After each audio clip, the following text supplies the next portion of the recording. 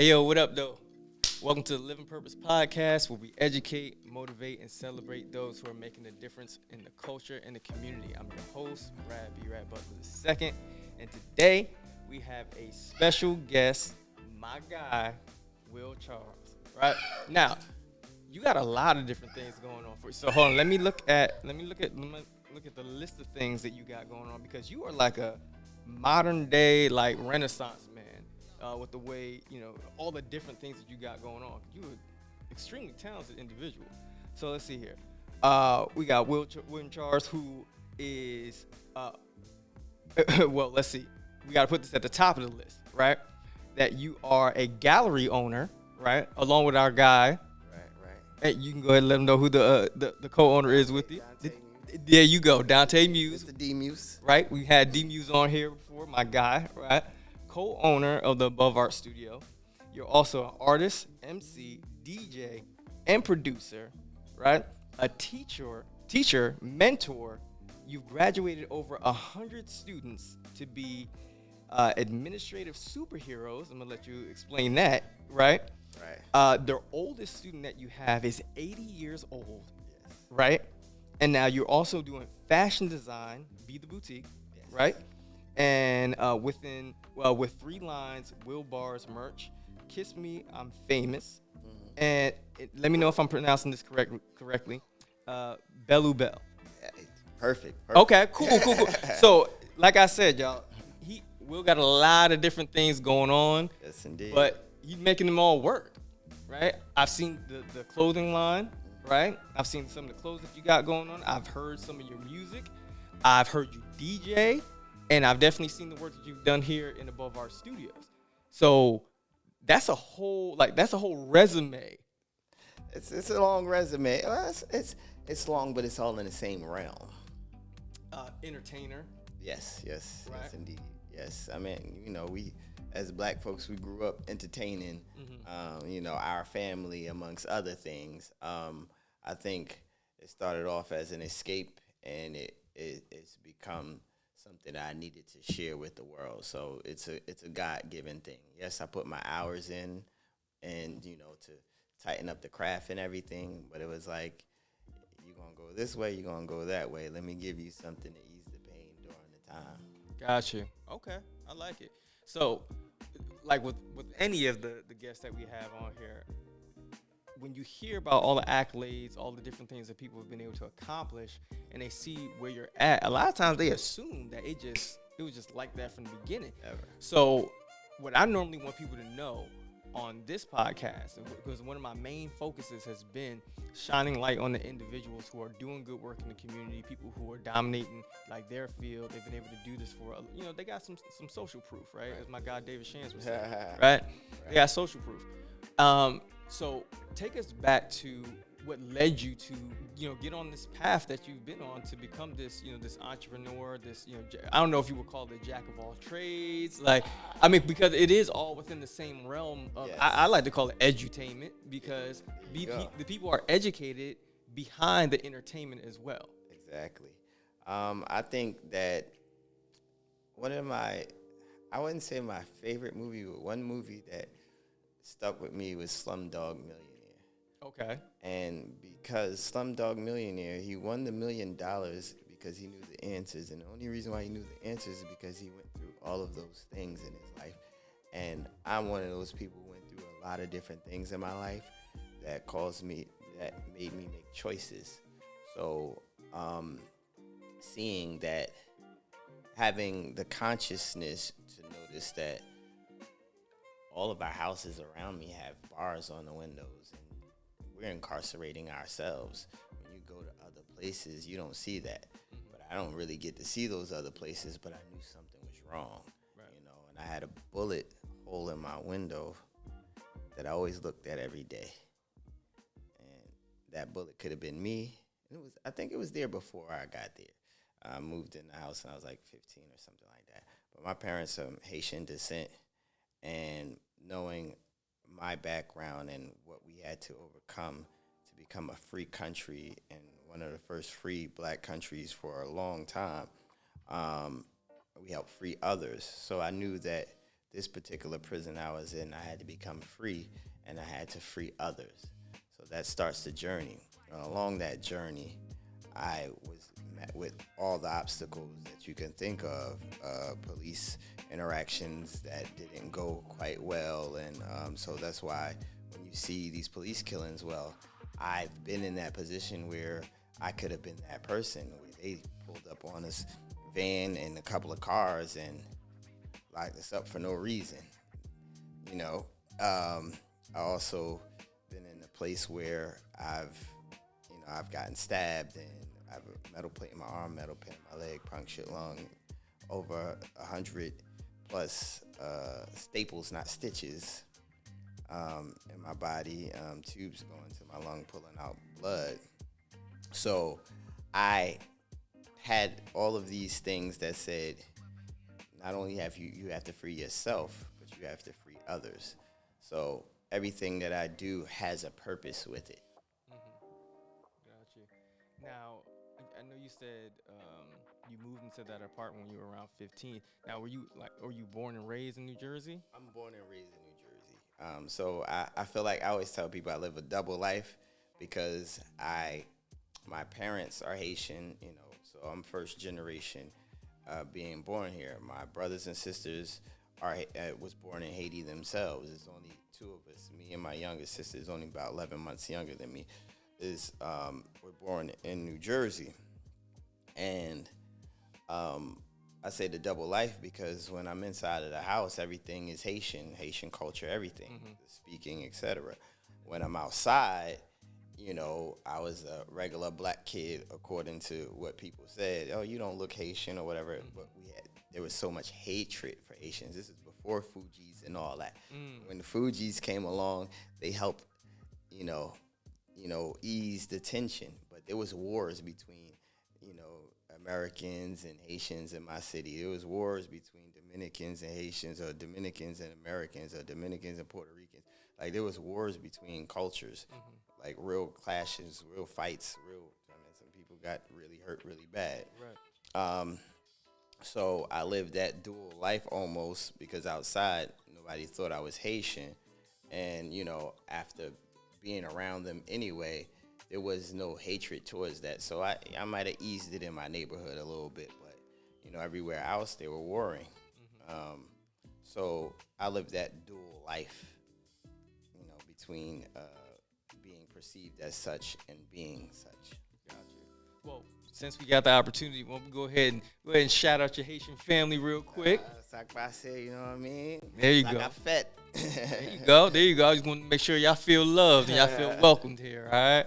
So just all love, because, listen, it doesn't matter. My thought process is, no matter who you are, where you're from, like, we all brothers and sisters, and we need to find a way to work together. Otherwise, we'll tear up everything that we touch. Humans in general, just the way that they think, at times, it's like, it's greed, a lot of times. That's why I believe the first prison that you escaped was the mind, the prison of the mind. When you saw the bullet hole and you started thinking to yourself, this isn't right because I'm experiencing this here. There's other cultures, other places that aren't experiencing this, and I don't think it's right that I should have to. And I didn't ask for this, I didn't ask for this lifestyle, whatever. So, right. I want this to be a fair community all around. I want every child, every, person, wherever they're at, to experience a safe and peaceful atmosphere, right? And I would have to assume that's the thought process that was kind of going on at that time. Like, how do we even get here, Yeah, that the stories from my father of how he even got here is what helped me recognize that we're still not to the promised land yet.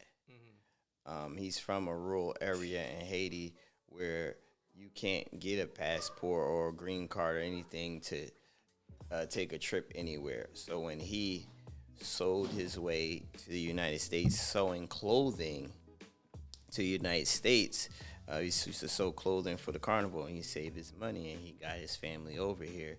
When he first went to go and get his visa and all that stuff to get to the United States, he actually they said you're from this area. Where did you get this money? Took his money and denied him. So he had to go and make the money again, and went through some other means, and ended up making it past the gates with the green card.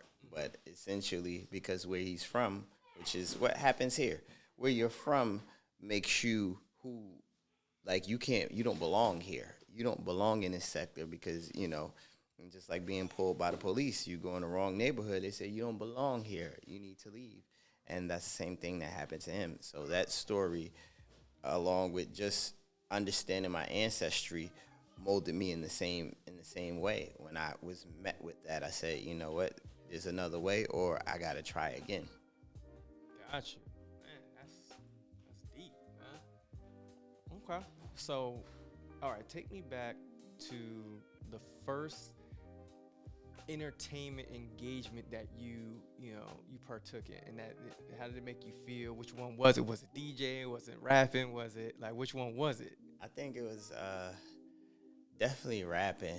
I mean, like any kid, I'm gonna say, like any kid, start off with a little dance and a little bit, Michael Jackson. Wait, what age? I got to be somewhere about 4 or 5. Now I couldn't dance, but you just mimicking Michael Jackson and everything. I learned to dance as I got older. When I was in my teens, I used to hang out with a guy who used to pop lock and everything. Mm-hmm. So my dance skills is there. I can move now. But start off with the dancing, trying to do Michael Jackson stuff for your family. And then my brothers, it used to be late night and be in the dark, and they would be rapping and stuff like that. So, I want to do what they do, and I want to do it better. Right. So, I'm still in raps and all that stuff. And, and that's when I decided that, I want to be an MC. And I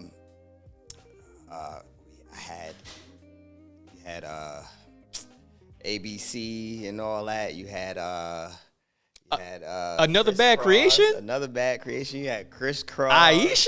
You had New Edition with, Y'all don't know nothing about Aisha. Y'all don't know nothing about Aisha. I'm showing my age, but I look younger. It don't matter.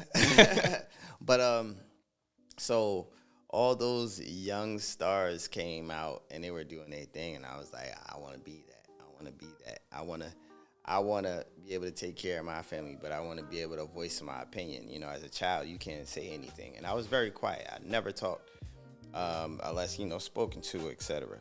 So that was my way of speaking out. Mm-hmm.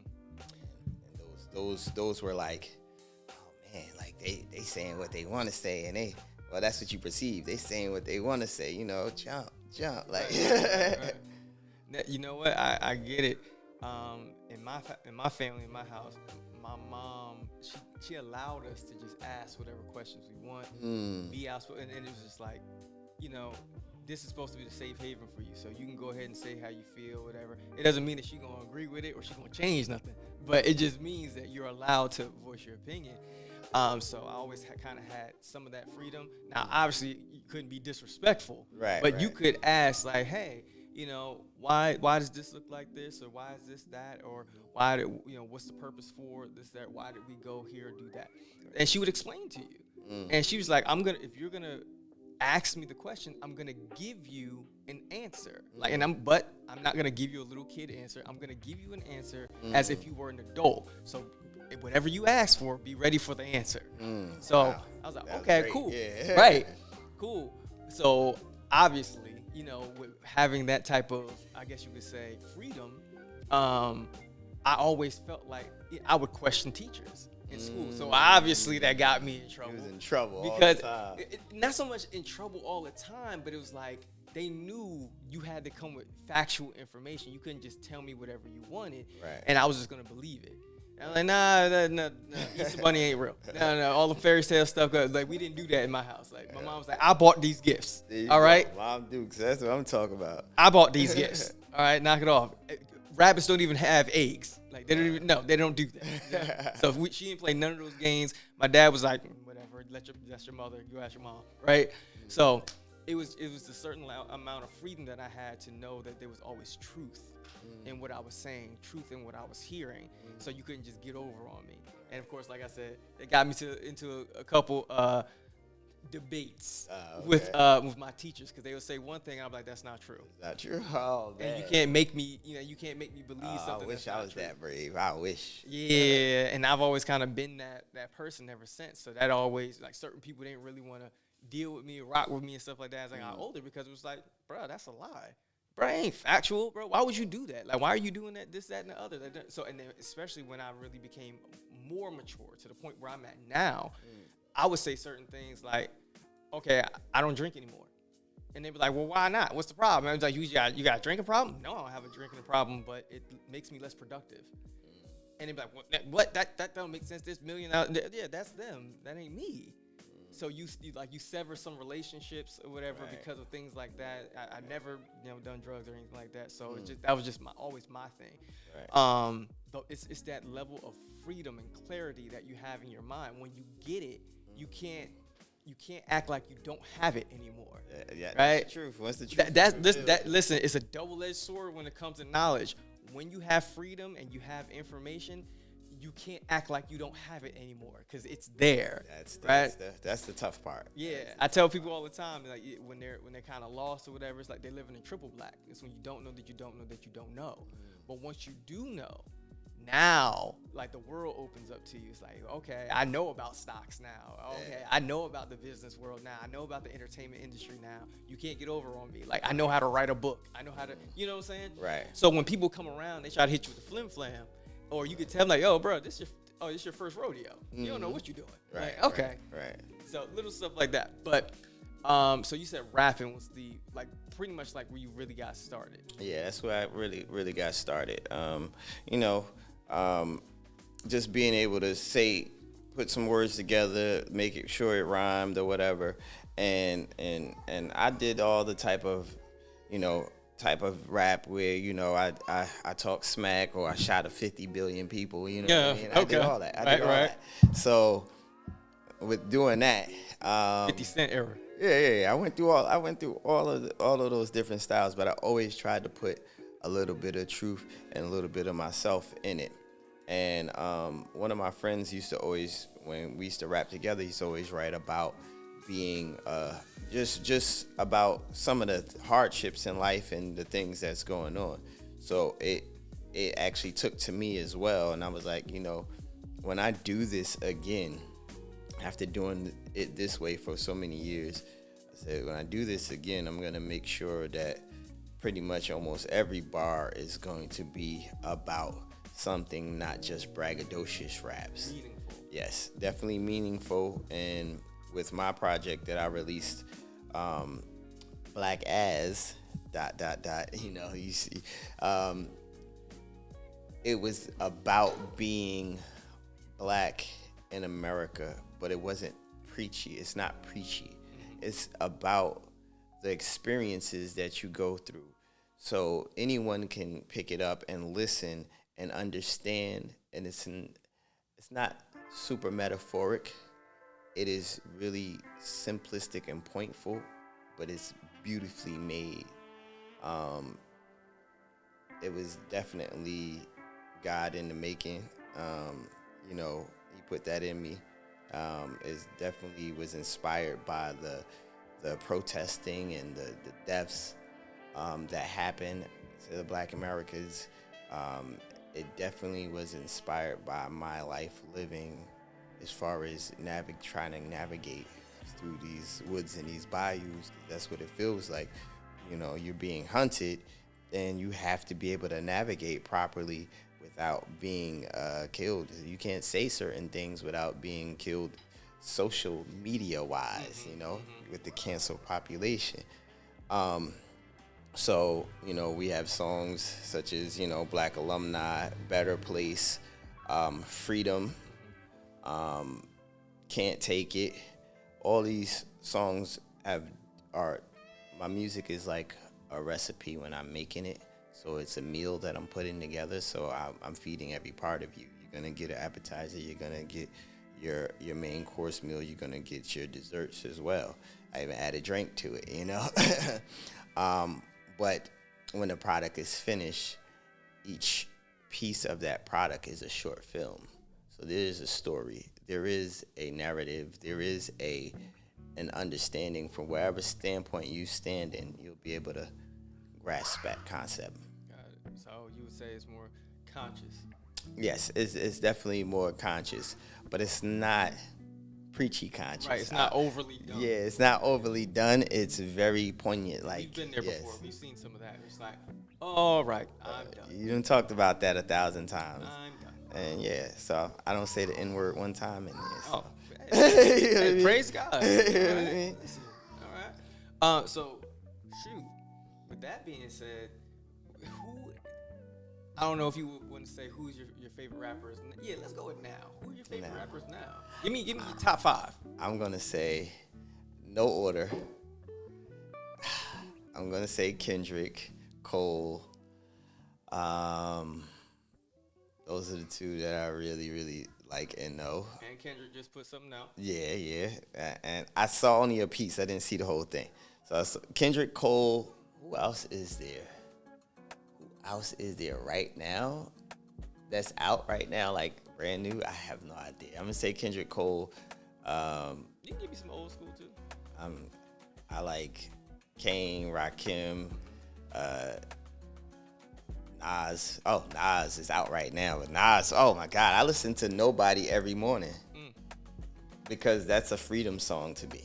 To me, it says, somewhere to be nobody. Like, I don't have to be. Nobody knows me. I'm just living life, and I don't owe anything to anybody, and I'm able to be myself. And he's looking for somewhere to be nobody. Nas, I listen to that Nobody every morning. Lauryn Hill's on there. Great verse she got on there. So right now I'm listening to Nas, Kendrick, J. Cole. I love Mos Def. He's a prophet to me. Okay. He's a prophet because if you listen to his album Black on Both Sides, and he goes by Yasin Bey now. He listens to his album Black on Both Sides. Everything that he's saying in there is happening now. Everything he's saying is happening now. He has a new world order. He has, even when he starts off, he says hip hop isn't a giant in somewhere far off. Hip hop is us. So if we selling drugs or if we smoking crack, then that's what we doing. And that's what hip hop did. Hip hop literally did that. So it's so many gems he drops in there that's so relevant now. It's like, but yeah, those are my guys right now. I think my safe haven music right now, if I'm listening to hip hop, I'm going Mos Def to help even me out. Umi Says is my joint. I'm going to listen to Kendrick because his vibe and his first 3 projects actually is the flavoring for my project, not the music but the content. And J. Cole, when he started rapping and he first came out, I said, thank God, because it was nobody spitting lyrical bars at the time, and a few people that know when I rap reminds me, they say I remind him of them. And when I listened to his first album, I was like, all these lines I would have said the same thing myself. So he actually reminds me of me. So it was like, thank God. Like I was like, yes, we need this completely. Exactly what he's saying, how he says it, even the kind of goofy stuff he be saying, he'd be like, just to be funny. I said, yep, that's me. I get you. So, okay, when you have a DJ, somebody who understands, the room, it's like, wow, that's dope, because it wasn't a moment that faded. Every phase of the event that we were doing for the Free Book Festival, it allowed us to be able to keep things going, like keep Right. the ball moving in the right direction? Yeah, so DJing, I always wanted to DJ. I hung around a whole bunch of DJs, and one of my friends, good friends, DJ once, he would have his equipment at my house, and he allowed me to, play with his equipment. And after a while, when I finally decided I wanted to do music again, I decided that one part of it is I wanted to DJ. And so one thing with me is I use psychology in a lot of stuff that I do. It's not psychology as you know it, as like I went to school for it. No, I don't have that. What I did was I actually went to, I think about what people feel like, because remember, I used to dance and everything. So I used to dance and, try to start up the party. So now I know that feeling of being a consumer. So now as a DJ, I'm looking at who's the consumer. What do you want? Every size don't fit everybody. There's a size for everyone. It's small, medium, large. There's a black, white, et cetera, et cetera. There's so many different dynamics. So when I DJ, I don't go by what I just want. I want to play what I want, but I also go by what the feel is, what the people are enjoying. So I will sometimes lock in. If nobody wants to dance and they're that tough party, I'll lock into that one person that's moving. And I play for that one person, because that one body in between all those bodies is going to cause everyone to dance and everyone to actually be involved in the event. So it's something like crowd control. They say if a crowd of people are there and one person throws a stone and hit one person, everybody starts fighting. So there's one body dancing, everybody starts dancing. It's a little tougher, but it takes one, then it's gonna be two, then it's gonna be three, then it's gonna be more. So I will psychologically see, okay, this is your type, this is what you wanna hear, and then I will adjust according to what the crowd is, but I'm playing for that person that wants to move, and then I'm playing for the rest of the crowd, like, let me play something for you now. Okay, that's dope. So I know that, co-owner with Above Our Studio. Now, we heard from Dante, right? He told us about how everything got started, how he got everything rocking and rolling. And, what was the kind of push for him to get things moving, why he did what he did. For you, it might have been something different. So I wanted to ask you, like, what was the defining factor? What made you say, yo, this is what we need to do. We got to move in this direction. We definitely got to make this thing happen. Everything goes back to that freedom and understanding that we were in cages, we were locked up, and that mental slavery, or confinement of prison that we were in. So one of those journeys was that we used to do events together, and we used to go and beg and ask and to have an event at a venue and pay them, and they would charge more and all these different things because we were black and they don't want black, or they just denied us because they don't want black people in here, amongst other things. So it was really about having that freedom, chasing that freedom again. All right, we're working towards freedom, not chasing, but we're working towards freedom. I want to be able to be me wherever I'm at. And it's very difficult for a lot of people to do that. So when you open up a space like Above Our Studios, I noticed that in our community, we're the only community that adjusts to what's going on around us rather than just being us. So we making mac and cheese, and we know a couple of white folks is coming. We gonna dumb down the salt a little bit. You go to the soul food restaurant, and a lot of times you be like, this ain't mama recipe. This is their recipe. This is recipe to make everybody feel comfortable. Like, nah, we throwing everything in this, because we making it for us, by us, So when we were looking for a space, we were looking for a space to do what we were doing. So he was doing what he was doing, I was doing what I was doing, and I just wanted to bring music and entertainment and education all together. And the same with him, he was doing some stuff in the entertainment and promoting shows, and we had another person who was doing art. So it culminated to that. Like, we need to open up our own space. We need to stop going to their space, asking and begging them to do something. So we need to build a base. We don't have a home base. church is not letting you in. There's bias in the church. There's bias at the school. There's bias anywhere you go. You can't be free. This is the only place where you're free to express yourself and not have to fear the judgment that comes with it. And that's literally what happened. It literally was like, let's open up this space, and then let's make a space that, hey, if you do art, do your art. If you do music, do your music. Whatever you do to express yourself, you'll be able to do it here. And at the same time, you'll learn about the other ways of expression. And literally, that was the drive. The drive was like, we need a space for us. And it wasn't for just us two. It was for all of us. Right. Judgment free. That's dope. Because I feel like we all need our own space to be able to kind of do our own thing our way. Right. So if y'all can see on the camera, we got our homie. You see Kyla in the back. Kyla wave. And Truth.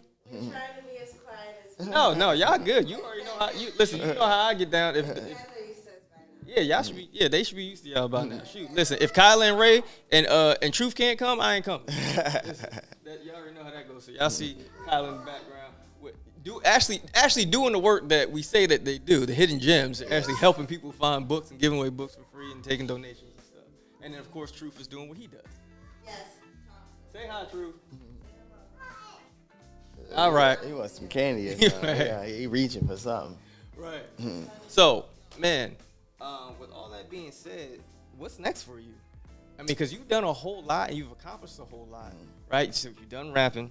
Done DJing, you've done fashion, right. And this is one of your designs that you're wearing right now. Yes. So make sure that they can see it. Black Alumni. Black Alumni. You'll see the back, and I actually have one of these jackets. We're gonna do this right now. Right all right.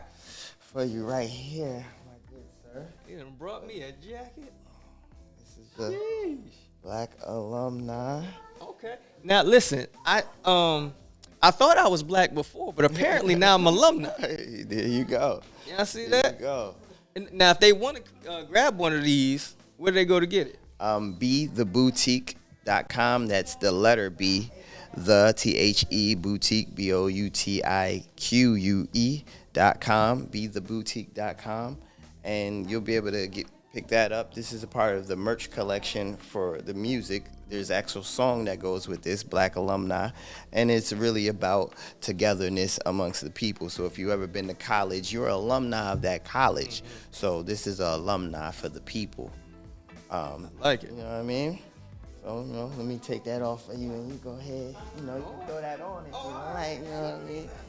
You said you're going to have to put that thing on now. I mean, because it looked like it fits so well.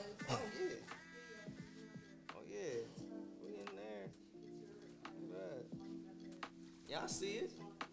Let me get the hood. So you gotta get the hoodie out. There you go. Oh yeah. Just the shoulders well and everything. Listen, I was black before, but now I'm now. All right. Yeah, dang, it fits you so well. Okay. But yeah, so what's next for me, which was the biggest thing, was doing the things that I put together for a long time, but I had to put on pause to build above our studios. Now that we have this platform, of course we grow the platform, but now it's time to pursue things that I want to share with the world, which is the fashion, to continue the legacy of my family, which I just did. For my birthday, I just did a big fashion show with a designer. His name is Chris, and he's done stuff for Dream Doll. He's working on some things for Erykah Badu and a whole bunch of other celebrities. He's going on tour, and he invited me to do a fashion show with him, and I had to go all in. So I brought back my brands and the ideas that I had before, which was all about celebrating yourself. So it is a motivational, it is a self-love brand, and that's what Be The Boutique is about. We're not about the boutique. We're not about the label.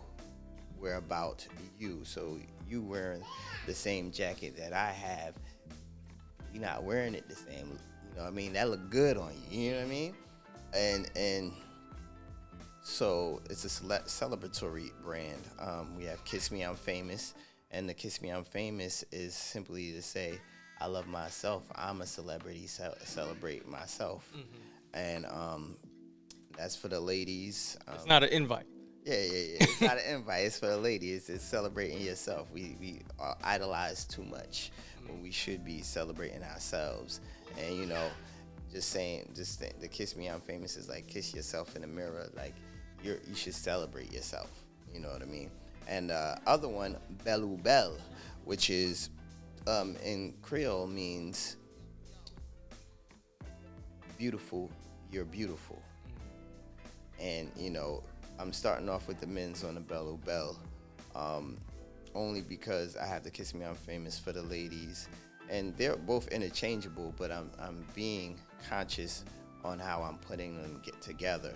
But the Belu Bel is very, very close to what my dad was doing. He was dressing the whole entire carnival. You like the way you look. You want to peacock as much as you can, and with my designs, there are not so much of peacocking. The clothing is peacocking you. It's highlighting you. And when I did this fashion show, that's the way I dressed all my models. I dressed almost about 25 models or so, male and female. And I didn't put them in stuff that was just like, oh, this is nice. No, I put them in stuff that fit their character and the way they wore it. Chris sent me a text message like, you showed up, you showed out. Like everybody was talking about your stuff, and that's what I wanted. It wasn't that my stuff was as great as everyone else's. It was that each person's personality came out through the clothing. Right. That's what I wanted. So that's the next big thing, along with short films that I'm working on, that goes along with the album, because that's what the album was about. It's about bringing forth the message and the experience of black people in America or anywhere. And these particular songs all go with a short film. And short films will be tailored around that. Wow. Okay. All right. So I always ask every guest that comes on here, because most people be like, okay, they'll tell you about a strategic thing that they did that made them more money, created more opportunities for them. This person that they linked up with and they connected with, that opened the opportunity for them, how they were able to fill a gap. I don't care about none of that. What I want to know is, what was the mental shift that had to happen for you to get to where you currently are? Wow, there was a lot, but the main mental shift was fear and knowing yourself. Those two shifts were the most influential. So fear left when I was stabbed and almost died. It was like, oh, you didn't succeed. There's a power higher than you, higher than me, that shielded me from that. When I was getting jumped and stabbed and almost dying, I didn't feel anything. I didn't feel anything until the end. That's a whole nother story, but I didn't feel anything until the end. So I got punctured lung. Felt like a mosquito bite. So the knife went through my back and punctured my lung.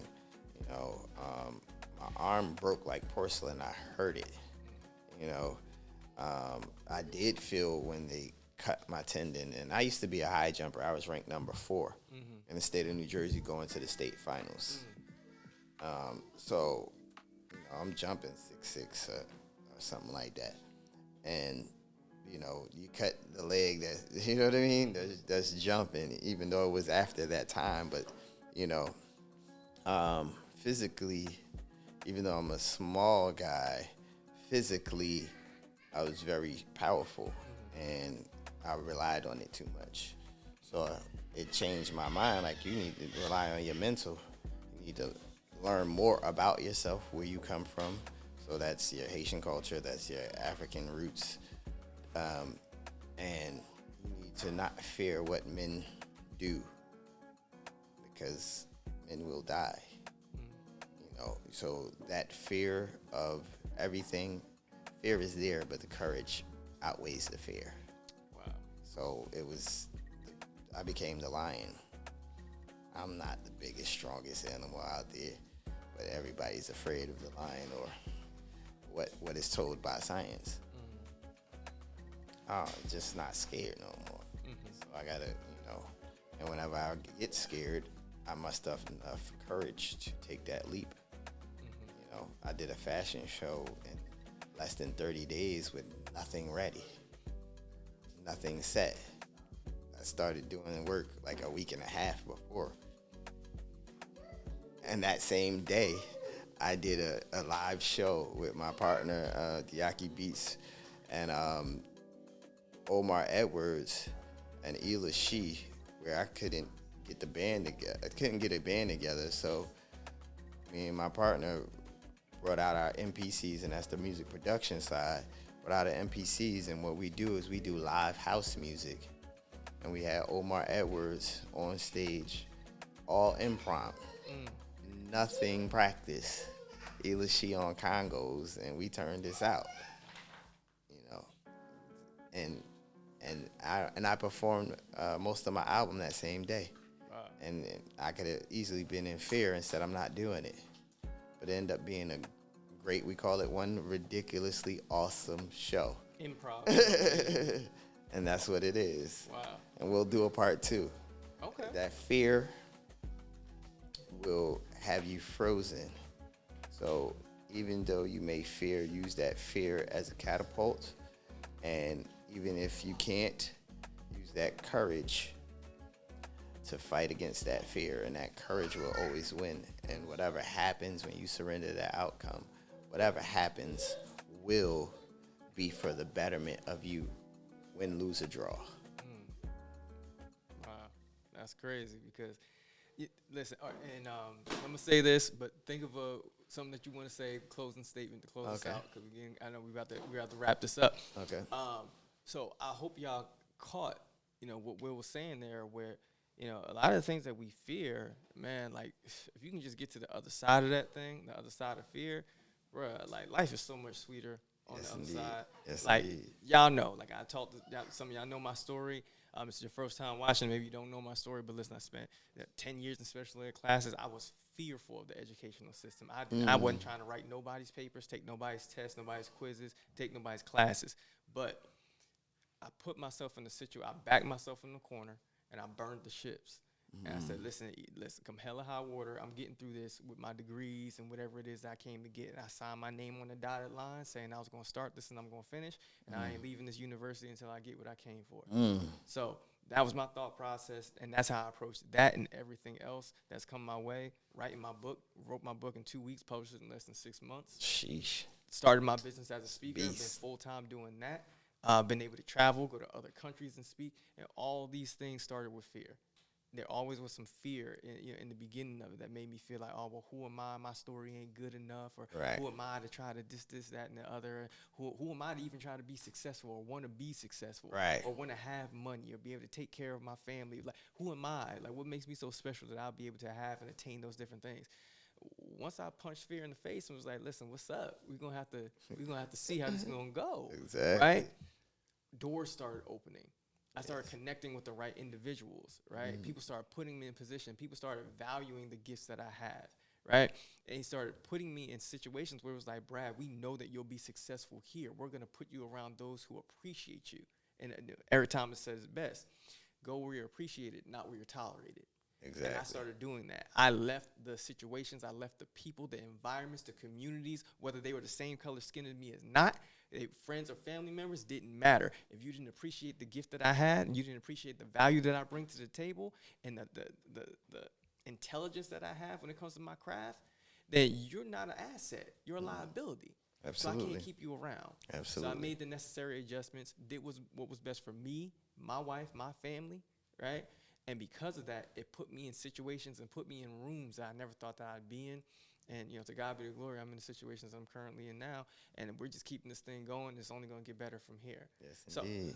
go ahead and leave us with like a ending thought, a closing thought. Um, when you affirm, many affirmations start with "I am." So you are whoever you think you are, Eminem, right? Mm-hmm.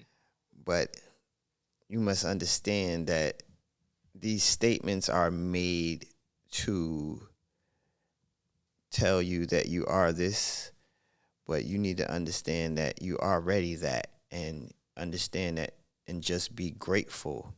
And so it's better to be more grateful that you are. So I'm grateful that I'm a great. I'm grateful that I'm genius. I'm grateful that I can do whatever my mind thinks of. Those transformations, those affirmations are more powerful than what you think you are, because that changes from moment to moment because of your fear. If you can't let go of the fear, keep the gratitude. The gratitude will graduate you into a space that you're not thinking about if you are not. You're thankful because you already are. Whatever it is that you are is already in you. It's for you to bring it out. The diamond's already in the earth. It's for you to dig it up. You are that diamond. You can come up yourself, or you can stay at the bottom in the dirt where nobody can find you. It's up to you, but be grateful that you are there. The greater you is there. Yeah, listen, that's a great way to close it out. So thank you for being on the show. Yes, Appreciate sir. you, Yes, sir. Charles, Yes, man. sir. That's my guy. Yes, sir. So listen, with that being said, my name is Brad Butler II. I encourage every last one of you to make your next day your best day. Why? Because the work you've done today is not enough to get you through tomorrow. See y'all in the next episode. Peace. Yes, sir. Okay, say it real quick. Follow us at Above Our Studios. Hold on. Let me do it again. Follow us at Above Our Studios. Go and listen to the album at Black As. That's BLACKAS.US. Black As Us. Black As.US.